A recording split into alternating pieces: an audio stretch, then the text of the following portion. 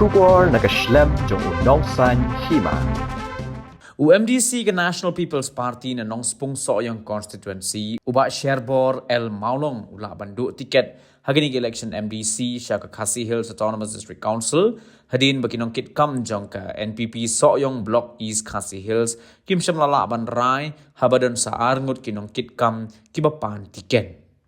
kat kum ki khubor balayo lom le tho banalor UMDC uba menta uba Sherbor lang uba lapan tiket kidon sa arngut pat kinong kit kam ki bahakmat jong ka NPP ki balapan tiket lang ki bakinthop ya uba Plamon Karmandai bat uba badan dok todong nagabenta banyak kunyi election MDC na nong spung so yung constituency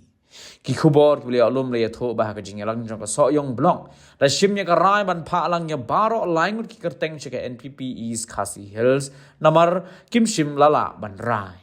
kum juru ke district committee kam shim lala ban shimnya ka rai bat kala pha ya baro line ki kerteng shoba preston tin song ubade president jong ka NPP Meghalaya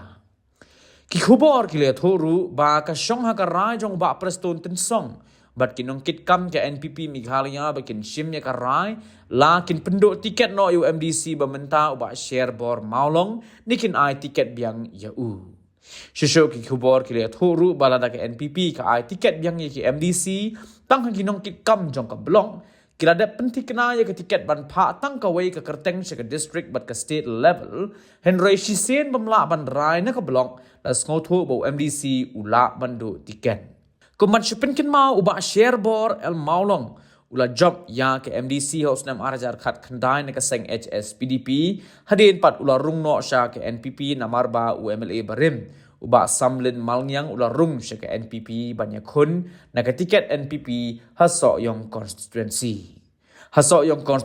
ki bala pentikna ya ka tiket yo kurtong dai tang ka seng Voice of the People Party namar kila de ban penbana ya ka kerteng jong uba ban perkhan nongrang